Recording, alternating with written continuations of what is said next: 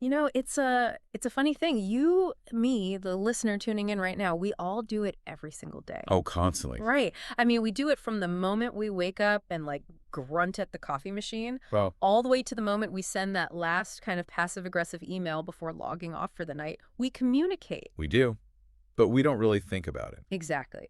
When was the last time you actually stopped and thought about the pure mechanical architecture of how an idea travels, like how a thought moves from the wet, messy neurons inside your human brain, crosses the literal physical space between us, and then successfully lands inside another human being's brain?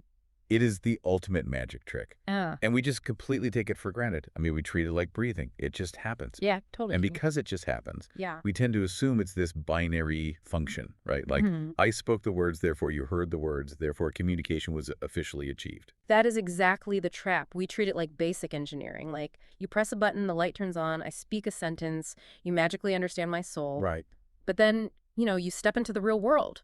The world of totally misunderstood text messages or jokes that completely bomb, A worst feeling. or those presentations where the audience looks like they're in a literal coma, Yeah. or arguments with a spouse that just seem to spiral out of absolutely nowhere. Suddenly, that simple button press metaphor is completely broken. Completely broken. We are looking at a landscape that is just murky, incredibly complex, and honestly, very fragile. It really is. It is the absolute definition of diagnostic muddy waters. The assumption that speaking equals communication is probably the single greatest source of friction in human history. Wow. Yeah, that's a big claim, but I think it's true. I mean, we just assume the signal is flawless. We rarely stop to examine the actual transmission mechanism itself. Okay, well, let's unpack that transmission mechanism today because this deep dive is going to fundamentally change how you look at every single conversation you have moving forward. It really will. Our mission today is to deconstruct the absolute fundamental building blocks of human interaction and the source material we are using to do this. Well, here's where it gets really I interesting. love this part. We aren't looking at some high-level corporate management seminar. We aren't pulling from a dense, psychological dissertation published by Harvard or whatever. We are looking at a set of educational notes on communication skills, Yes. specifically a module called IT 402, which follows the CBSE educational pattern in India. These are notes created by an IT teacher named Ramesh Upadhyay for Dr. Bhabha Public School in Rajdanwar. Which is what makes this whole exploration so incredibly fascinating to me. Right. You look at the origin of this document. It's structured for young students. It's class acts. It literally has revision sheets and multiple choice questions at the end. Yeah, for 14-year-olds. Exactly. And your initial reaction might be to just dismiss it as, basic school stuff. But what has actually been compiled here is this profound, almost philosophical masterclass in human psychology and connection. I was genuinely blown away by it when I read it. It's like, by going back to the absolute foundational principles, the stuff we were theoretically supposed to learn years ago, but either completely forgot or just internalized incorrectly, we can uncover exactly why our emails are ignored. Or why our team meetings are absolute disasters. Yes, and why miscommunication just seems to be the default state of humanity. If we connect this to the bigger picture, it's a brilliant reminder that complexity doesn't always equal clarity. Oh, say more about that. Well, sometimes to fix the most complicated high-stakes problems in a corporate boardroom or a really strained marriage, you have to go all the way back to the basic alphabet of human interaction. Right. You have to strip away the ego, strip away all that sophisticated vocabulary, and ask a terrifyingly simple question, which is, Am I actually sending a message or am I just making noise? exactly, am I just making noise? So how do we stop making noise and actually start making sense? Let's start with the architecture of sharing. The foundational concept we're looking at hits us right out of the gate with the origin of the word itself. The Latin root. Yes, the Latin root of communication is communicare. And it doesn't mean to shout. It doesn't mean to broadcast. It literally translates to share. To share. That distinction changes the entire paradigm for me. It really does. Sharing implies a partnership. It's not a monologue. Right. Think of it like a physical object.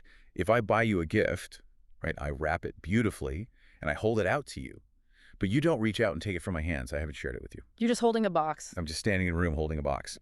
Communication operates on that exact same physical logic. is the exchange of information through signs, signals, speech, or writing. But crucially, the notes define it as a two-way process. A two-way process of sending and receiving messages to achieve a common understanding. Yes, a common understanding. If there is no common understanding, the cycle has failed. The gift is still in the box. Okay, before we get into the literal mechanics of how that cycle turns, we have to look at the 5 reasons why we even bother to initiate this sharing process to begin with. The purposes of communication. Right, the why. Some of these are super obvious, but a couple really force you to pause. So we communicate to inform, to influence, to express feelings, to build relationships, and to aid decision making. When you look at that list of 5, what strikes you as the most complex? Honestly, the influence one is wild to me. Really? Why? Because it's framed as communicating to influence or change someone's opinion or behavior in an indirect but important way. That feels almost a little manipulative. Right, I could see that. Like we were all just walking around trying to Jedi mind trick each other in the break room. It can sound very Machiavellian on the surface, but if you really think about the psychology of it, it's just an incredibly honest assessment of human behavior. How so? Very rarely is our communication purely altruistic information sharing. Think about it. When you walk past your coworker's desk and you say, with this big heavy sigh, "Oh man, I am so completely swamped today." Right, I'm just telling them my status. You are technically informing them of your workload. That's the surface level. But underneath that, the secondary purpose is highly likely an attempt to influence them, not to ask you for a favor. Oh, or not to hand me another project file. Exactly. Influence is this indirect behavioral driver in almost everything we do. We are constantly negotiating our reality and our boundaries through communication. Okay, that makes a lot of sense. You're sort of layering a boundary inside an observation. Exactly. And then on the flip side of that coin, the text lists express feelings. The framework explicitly notes that talking about your feelings is a healthy way to connect with others. Which is so important to see in the school curriculum. I love that this foundational syllabus is dropping essential emotional intelligence right there alongside the basic mechanics. It explicitly notes that expressing feelings is the bedrock of building trust. Which naturally leads right into the remaining purposes, right? Building relationships and decision-making. Right. You cannot make clear, timely decisions. Whether that decision is where to eat dinner tonight or how to launch a multi-million-dollar satellite, without that common understanding we talked about. But to reach that common understanding, we have to open up the hood and look at the engine that actually drives it all, the communication cycle. Yes, the 8 elements of the cycle. I want to walk through this mechanical breakdown, listener, because picturing it like an assembly line completely changes how you view a simple conversation. It's a great visualization. So it starts at the sender. That's the person who has the spark of an idea. Then comes encoding. Encoding is crucial. It is. It's the act of converting that abstract idea into tangible words or signs. Then you have the message itself, the packaged product. Then the channel, which is the medium you use to transport it. Like a phone or email or your voice. Exactly. Then the receiver gets it. They undergo decoding, which is interpreting the message back into an idea. And then finally, they provide feedback. It's a beautifully logical flow. The architecture is just perfect. The way I was picturing encoding and decoding is kind of like zipping and unzipping a digital file. I would like that. Right? Like my brain has this massive, complex, highly nuanced feeling or idea. I can't just beam it telepathically into your head. We don't have that technology yet. Not yet. So I have to zip it up into a format, a string of English words or a drawing on a whiteboard or even just a shrug of my shoulders, something that can physically travel across the room. That's encoding. Yep. But here's the trap. If I zip that file using a software program, let's say a highly specific technical vocabulary or a super niche cultural reference that your brain doesn't have installed, You can't unzip it? you can't unzip it, you can't decode it. The file is corrupted upon arrival. That is a brilliant analogy, and it brings us directly to the 8th and arguably the most dangerous element of the cycle. The one that hovels over the whole thing. Yes, the element that hovers over the entire assembly line. Noise. Right, because I didn't mention noise in those direct 1 through 7 steps. You didn't, because noise isn't a step you take. It is the environment actively fighting back against your attempt to connect. The environment fighting back. Literally. Noise is defined here as any disturbance or barrier that interferes with the message during transmission. And what's fascinating is how broadly we actually need to define that word. Because we usually just think of noise as acoustic, right? Loud sounds. A dog barking outside, a siren passing by, static on a phone line. Yeah. But in this framework, noise is anything that corrupts the zipped file. So it's really not just about volume. Not at all. Yeah. It could be poor internet bandwidth, sure. But it could also be that the receiver has a terrible migraine. Oh, wow. It could be that they are secretly terrified about paying their rent that month, so their mind is just completely elsewhere. It could simply be that they dislike the sender, so they're viewing the message through this intense lens of suspicion. So all of that internal, emotional, and physiological friction, that is all noise. All of it. It disrupts the decoding process just as effectively as a jackhammer right outside the window. That is a terrifying thought. I mean, I could encode my message perfectly. I could pick the absolute perfect channel. But if the receiver's internal emotional noise is too loud, my perfectly crafted message just bounces right off their skull. Precisely.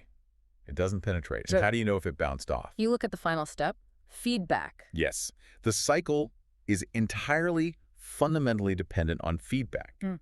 The notes make it very clear that the response given by the receiver is the only thing that actually completes the communication cycle. Right. If I send an email into the corporate ether and you don't reply, I haven't communicated. I've literally just thrown words into the void. Right. Without feedback, you do not have communication. You just have a sender making noise. Wow. So feedback is the ultimate diagnostic tool. It's like the read receipt that tells you if the zipped file actually opened correctly and if the data inside survived all that noise. Exactly. Feedback is the mirror. Okay, so if the communication cycle is the engine, the actual transmission system, then the 7 C's of effective communication that we're going to look at next, those have to be the synthetic oil that keeps the engine from overheating and seizing up. That's a highly accurate way to look at it. The 7 C's are the absolute gold standard. It is an operational checklist to run your encoded messages through before you hit send or before you open your mouth in a high-stakes environment. Let's break down these 7 C's because they are incredibly practical. Listener, I want you to apply this mental checklist to the next crucial email you write or the next difficult conversation you have to navigate. Yes, keep these in mind. First up, we have clear. Be clear about what you want to say. Avoid ambiguity. There's a great simple example in the text here. Oh, I love this example. Right. Instead of saying come early, say please come at 10 a.m. because early is entirely subjective. It completely is. My version of early is 9 a.m. My teenager's version of early is 1 p.m. If I just say come early, I'm setting us both up for failure. It's about removing the guesswork from the decoding process. You see, the human brain is a prediction machine, but it's inherently lazy. Lazy. If you force the receiver's brain to burn extra calories just guessing your meaning, you are actively introducing noise into the channel. You are making them work to understand you, which almost always breeds resentment. Right. Making them work. Next, we have concise. Use simple words and say only what is needed. The core idea is saying meeting at 2 p.m. instead of writing a long, rambling paragraph about how, we should all gather together in the afternoon around 2 o'clock if everyone is free and the weather is nice. Conciseness respects the receiver's time.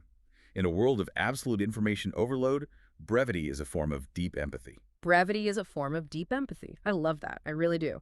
Then we hit the third C. Concrete. This one really struck a chord with me. Concrete is so often overlooked. The directive is to use exact words and specific phrases. The example given in the textbook is, say, sales increased by 20% instead of saying sales improved. The psychological weight of specific facts is enormous, and we constantly underestimate it. When you say improved, the receiver's brain has to pause and evaluate what improved actually means in your specific context. Right. Is it a little? Is it a lot? Is it enough to save my job? Exactly. Yeah. But when you say 20%, you completely bypass that cognitive load. You deliver a solid, undeniable mathematical object directly to their brain. It builds instant, unshakable credibility. Vagueness, on the other hand, just sounds like you're hiding something. Like you're covering your tracks, which ties perfectly into the fourth C. Correct. Use correct spellings, language, and grammar. Proofread before sending emails. Now, a lot of people push back on this one. Oh, they do. They say language evolves, man. As long as they get the gist, who cares if I use the wrong there, or there? But this isn't about being a grammar pedant. What is it about then? Using incorrect grammar or spelling creates a massive amount of visual noise. It forces the receiver's eye to literally stutter on the page and translate your errors. But far more importantly, it subtly damages your authority. Oh, wow. It tells the receiver, on a subconscious level, I didn't care enough to check my work, but I expect you to care enough to read it. Ouch. Yeah, that hits home. It's a really subtle sign of disrespect. Okay, number 5 is coherent. Your message should make logical sense. All the points should be connected and relevant to the main topic. Basically, don't jump from quarterly earnings to the office microwave policy in the exact same paragraph. Right. Keep it on track. Number 6 is complete. Provide all required information. If you say meeting at 2 p.m., but you don't say where the meeting is, the message is incomplete. The cycle stalls out entirely. Yeah, the receiver is stuck, and they have to initiate a whole new communication cycle just to ask for the location. It's incredibly inefficient. And finally, we have the seventh C. Mm. Courteous. Be polite, respectful, friendly, and honest. Now, I have a bone to pick here. Oh. I want to push back on this a little bit because I see a huge conflict in this system. Please do. Where's the friction? Can you be too concise to the point where you actually stop being courteous? Fine. Like, let's say I just text my coworker. Meeting, 2 p.m. conference room B. That text is exceptionally clear, it is concise, it is concrete, complete, correct, and coherent. It perfectly hits 6 of the 7 C's. It does. But it sounds like a cold, unfeeling robot demanding my physical presence. It completely lacks courtesy. How do we balance that in the real world? This raises a vital question, and it really gets to the absolute art form of communication, especially in the digital age we live in right now. Yeah. You've correctly identified that the 7 C's are sometimes in direct tension with one another. They really are. If you optimize purely for conciseness, you will almost always sacrifice courtesy. Courtesy is the lubricant that eases the social friction of a command. Okay. Adding, "Hi, John, could you please join us for a meeting at 2 p.m. in conference room B? Thanks so much." And add more words. It makes the message slightly less concise, but it drastically lowers the emotional noise for the receiver. So courtesy actually removes emotional friction from the decoding process. If I send the robot text meeting, 2 p.m., John spends the next 5 minutes staring at his phone, wondering if I'm mad at him or if he's about to be fired. And that anxiety is noise. Exactly. By adding please and thanks, I ensure he focuses entirely on the meeting time, not on analyzing my tone. Balancing the 7 C's means understanding your context and understanding your receiver. You are trading a tiny bit of conciseness to buy a massive amount of emotional clarity. Wow. Okay, so we know the cycle. We know the 7 C's to encode our message perfectly. We have the oil and the engine. But how do we actually deliver it? Through our channels. And here is where our exploration drops an absolute bombshell about how we actually transmit meaning. This is the statistic that usually shocks people the most because it completely upends how we think about talking. The research states, and this is a fundamental reality of human interaction, that over 70% of communication is nonverbal. Over 70%. Over 70%. Our meticulously chosen words, our perfectly crafted grammar, all of it is just the tip of the iceberg. Think about the massive implications of that for the listener. Mm-hmm. It means your physical body is doing the heavy lifting in almost every interaction. Yeah. Your words might be saying one thing, but your physical presence is either strongly reinforcing that message or it is actively, loudly contradicting it. And here's the evolutionary truth. When there is a contradiction between what your mouth says and what your body does, human beings are biologically wired to believe the body every single time. If I walk into a room and say, I'm so incredibly happy to see you, but my arms are tightly crossed over my chest, my jaw is clenched, and I'm just staring at the floor, you're not going to feel very welcome, are you? Not at all. Because the nonverbal channel is communicating your true feelings. The body cannot easily lie. Nonverbal communication is vital because it expresses what words cannot, and it is the primary avenue for building trust and rapport. Let's categorize this unspoken language, because we need to break down the specific types of nonverbal communication. It is this fascinating secret menu of human behavior that we are all reading subconsciously all the time. Let's go through them. First, we have facial expressions. The movement of face muscles to show feelings. Smiling, frowning, the slight narrowing of the eyes. We are incredibly sensitive to micro-expressions, even if we don't realize we are processing them. Right. Our brains pick up on a fake smile instantly. Totally. Second, gestures. Movements of hands, arms, or body to express ideas. Waving, pointing, the thumbs up. Which can get you into trouble culturally, but we'll get to that. Oh, we will definitely get to that. Third, body posture. The position of the body. Standing tall physically manifests confidence. Slouching physically indicates boredom, exhaustion, or defeat. It changes how you breathe, too, which affects your voice. Good point. Fourth, eye contact.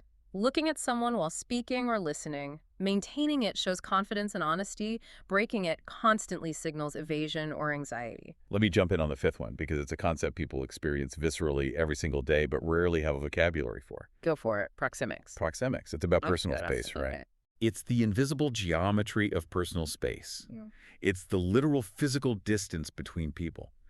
Think about how your body reacts when someone stands just an inch too close to you in a crowded elevator. Ugh, the worst. Or while talking to you at a networking event. It feels deeply invasive, doesn't it? Yeah. Your physiological alarm bells instantly go off. Totally. Conversely, if you are trying to have an intimate conversation with a partner and they stand 10 feet away from you across the living room, it feels overly formal, cold, or disconnected.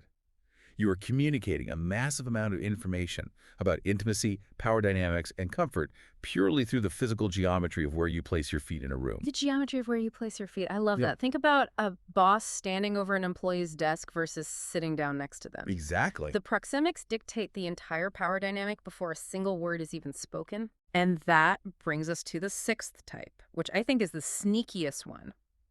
Paralanguage. This isn't what you say, it's how you say the words. Tone, pitch, speed, volume. A soft, calm voice shows kindness. A loud, rapid voice shows anger or panic.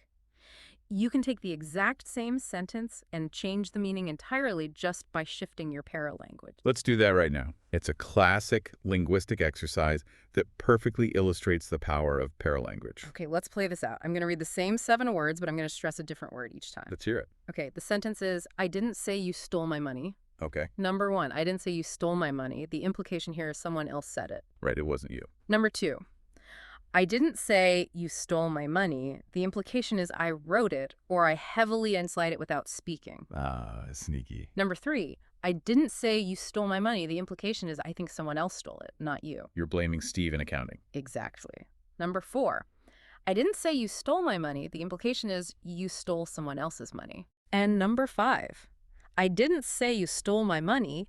The implication is you stole my watch or my idea, but not my cash.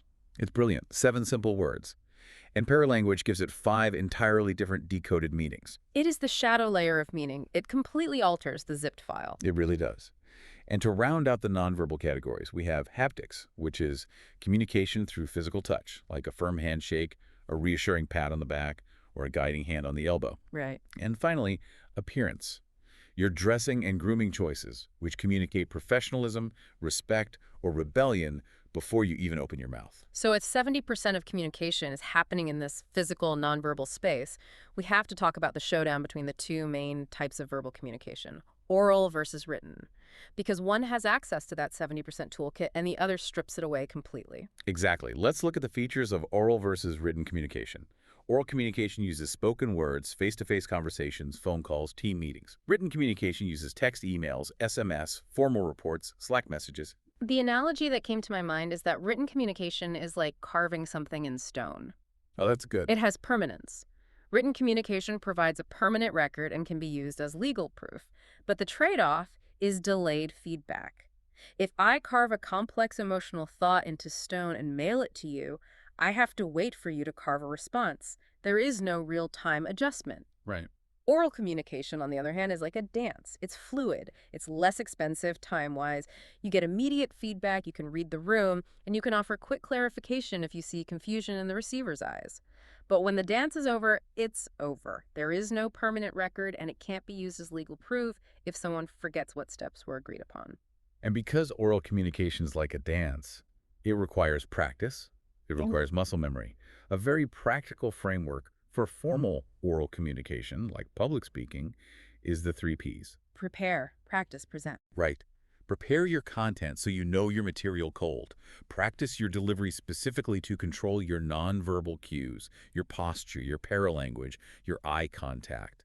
And then present with the confidence that comes from that preparation. But what about when words fail entirely or when words are too slow? We also have visual communication. This is using images, signs, charts, and symbols to convey messages.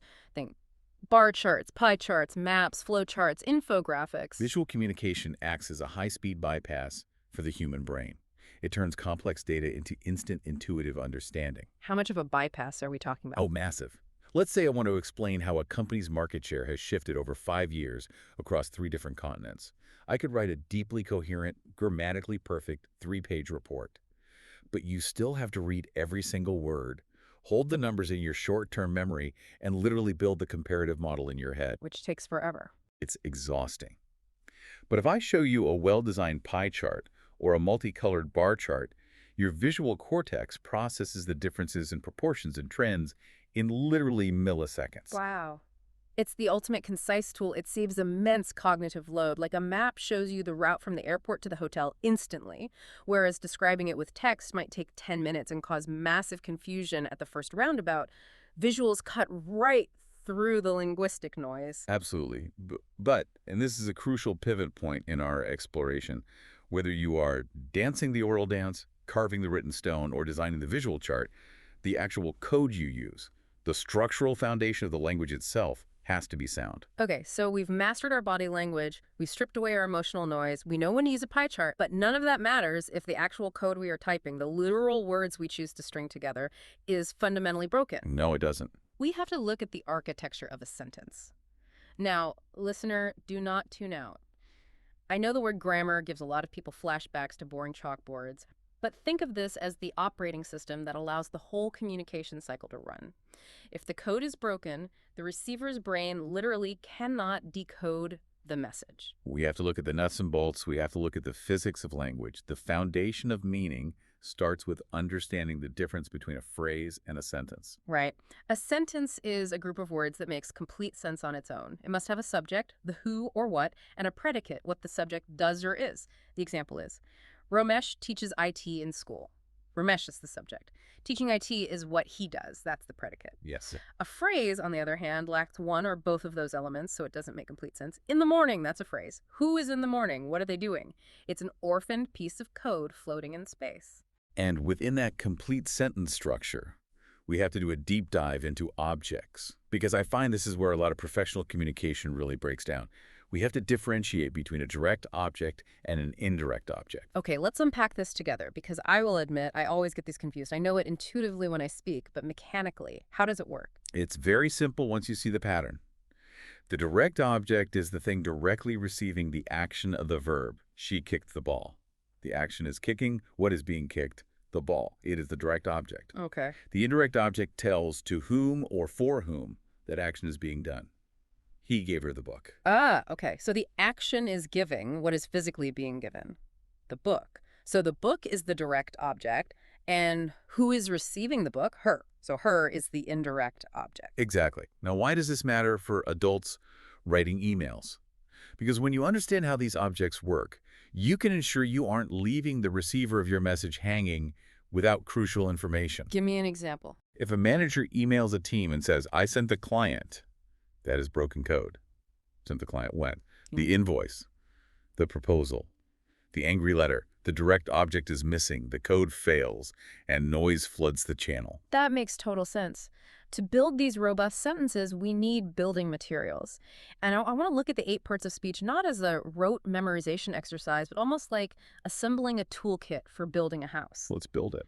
You have your nouns, the foundational lumber, the names of things, people, places, or ideas, house, manager, budget, fear. Yep. You have your pronouns, the stand-ins, the temporary scaffolding, so we don't have to keep hauling the heavy lumber around, he, she, it, they. Crucial for efficiency. You have verbs, the electricity of the house, the action or state of being, run, execute, decide, is. The engine. Then you have your decorators, adjectives, the paint you apply to the nouns, Yeah. a massive budget, an angry client. There's a color. And adverbs, the modifiers for verbs. Mm. She executed the plan flawlessly. He spoke too quickly. You need spatial awareness to know where the rooms are, so you have prepositions. Yeah. Showing relationships in space and time. In the office, on the desk, under budget. Right. You need nails to hold the pieces together, so you have conjunctions, joining words or clauses. And but or because. And finally, for when the house catches on fire, you have interjections, words that express sudden emotional outbursts. Wow! Oh, help! It really is a perfectly designed toolkit. But let's look at the psychology of just one of those for a second. Verbs versus nouns. Okay. Why do human brains crave action verbs over passive nouns? When you use a strong, active verb, you literally engage the motor cortex of the listener's brain. You make them feel the action. Really? Yes. When corporate communication relies too heavily on abstract nouns, the implementation of the facilitation of the project, it literally puts the brain to sleep. Strong verbs drive action. That is fascinating.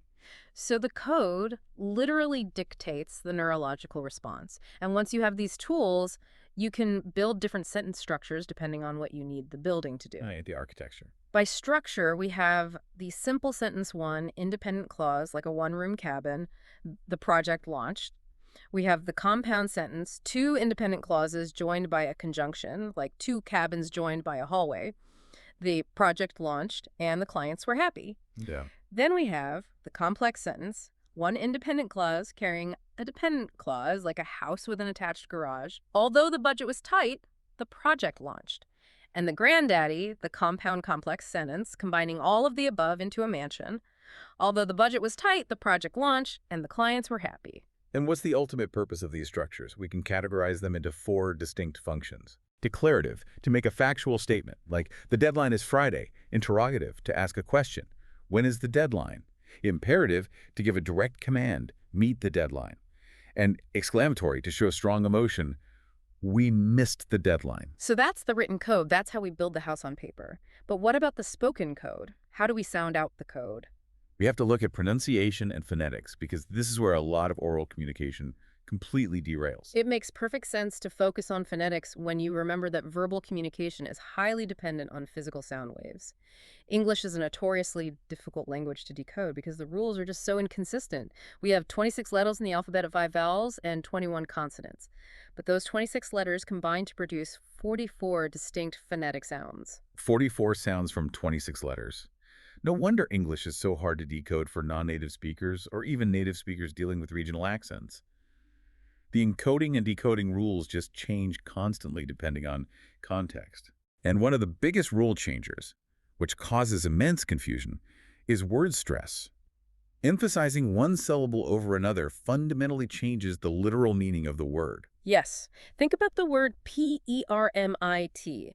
If I emphasize the first syllable permit, it's a noun. It is a physical object. Do you have a parking permit? Exactly. But if I stress the second syllable permit, it becomes an active verb.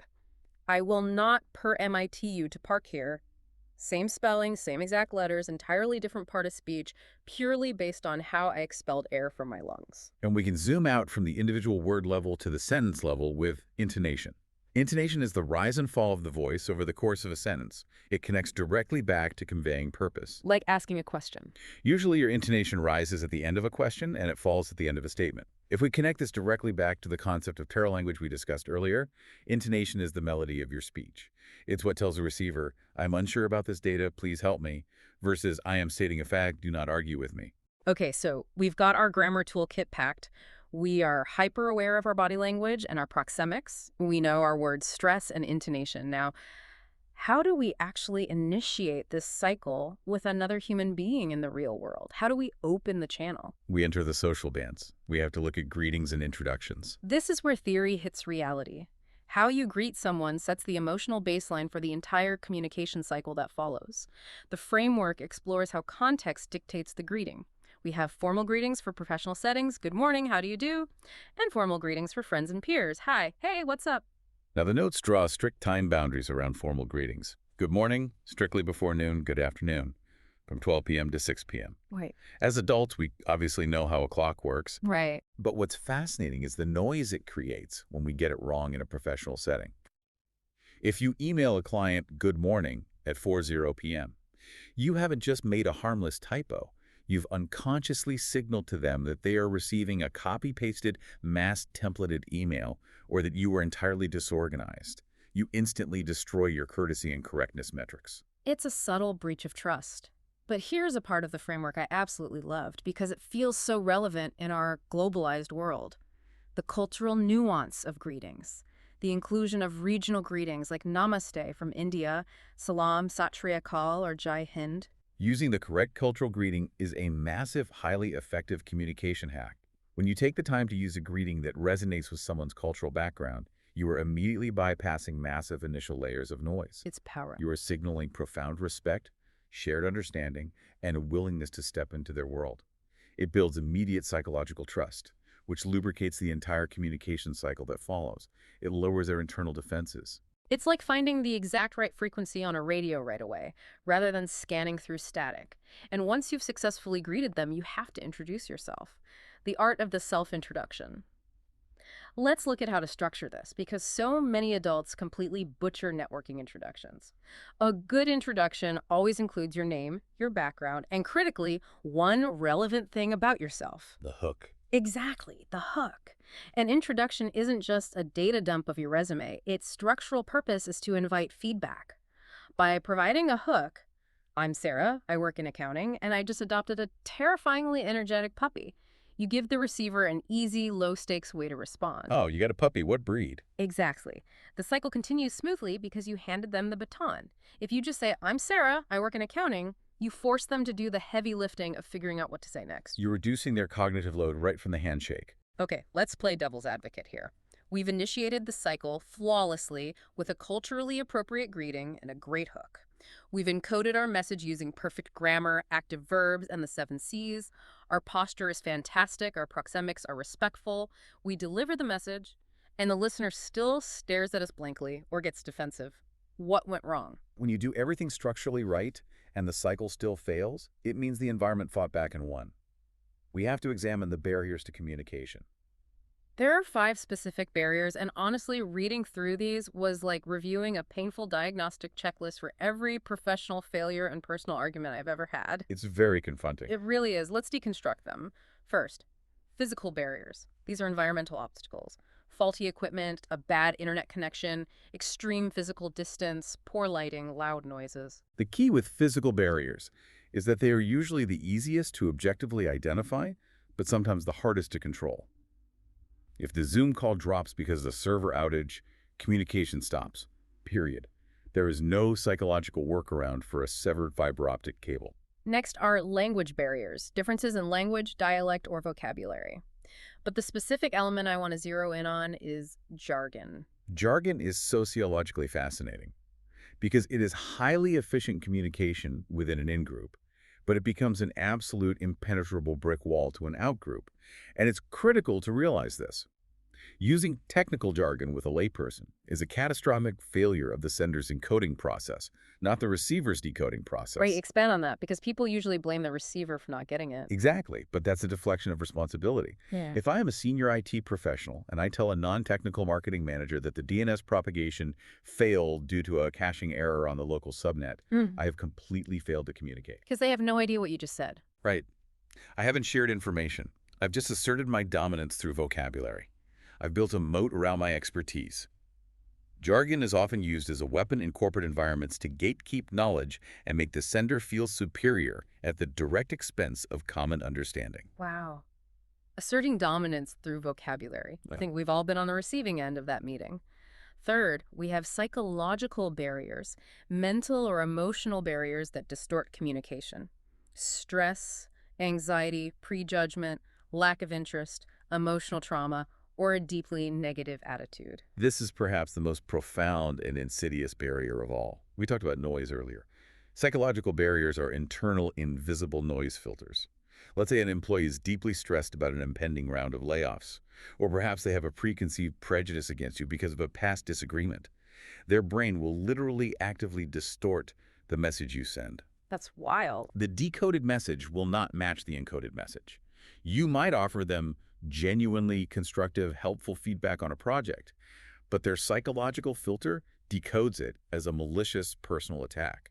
You cannot logic your way through a psychological barrier. You have to de-escalate it first.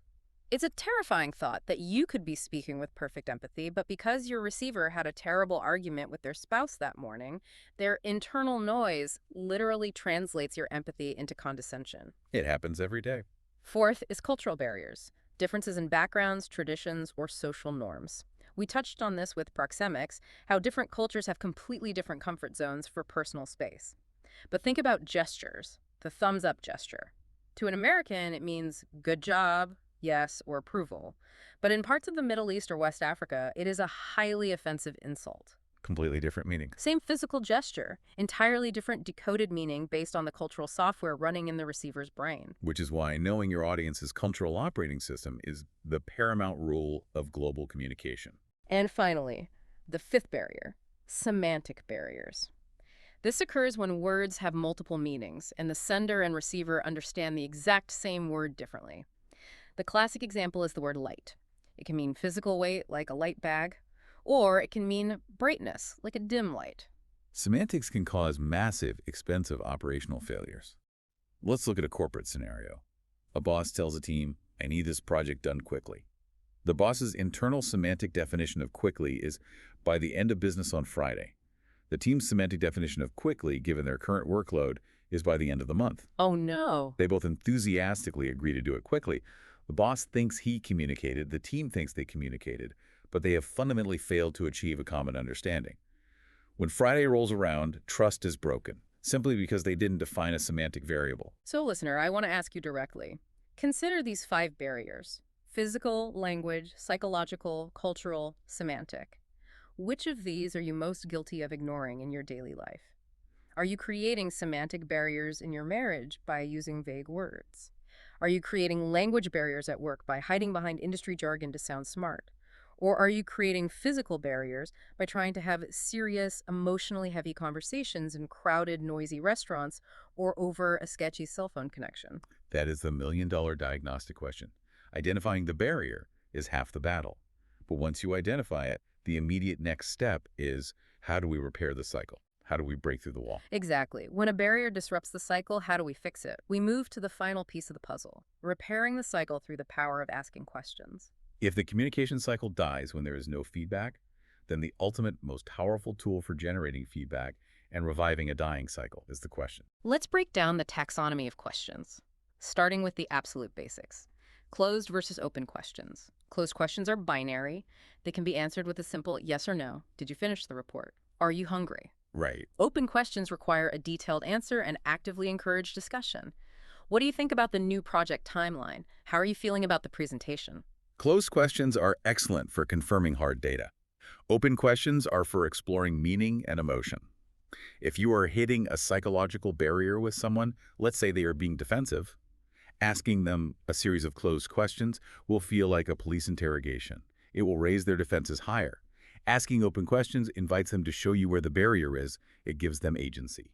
I notice the framework then separates the heavy hitters, the WH questions. These start with a WH word to ask for specific missing data points. And I love how it maps out exactly what missing piece of the puzzle each word is surgically designed to extract. It's a great list. What asks about a thing or an action? What is your goal? When asks about time? When did the error occur? Where asks about place? Where is the disconnect? Who asks for the person acting as the subject? Who is responsible? Whom asks for the person acting as the object? Whom did you notify? Why asks for the reason? Why did the timeline shift? Which asks for a choice? Which option is safer? And how asks for the method or process? How do we fix this? It is a complete diagnostic toolkit. If a project fails or a relationship hits a wall, you don't just ask what went wrong. That's too broad. You run the full WH diagnostic to rebuild the timeline, establish causality, and understand the motivations. Now I have to ask about whom, because I'll be honest, I almost never use whom in a daily email or conversation. Is it actually causing a breakdown in my communication cycle if I skip it and just use who? It's a great question. In informal, everyday channels, probably not. The receiver will decode your meaning through context. But let's look at the mechanics of why they exist differently. Who is doing the action? Whom is receiving the action? When stakes are incredibly high, say, in legal contracts, formal diplomatic communication, or highly sensitive HR investigations, precision is everything. If you mix up the actor and the receiver of the action, you can fundamentally alter accountability. So while you can skip it at the water cooler, you need it in the toolkit for when precision matters. That makes sense. Precision under pressure. But the framework doesn't stop at information gathering. It goes into advanced questioning, which is where things get really psychologically interesting. Let's get into it. It lists tag questions. These are short questions added at the end of a statement, almost as an afterthought. You are coming to the meeting, aren't you? It lists rhetorical questions which are asked purely for dramatic effect. No answer is expected or desired. Isn't it a beautiful day to be stuck in the office? And finally, leading questions. The example given is, Surely you agree that honesty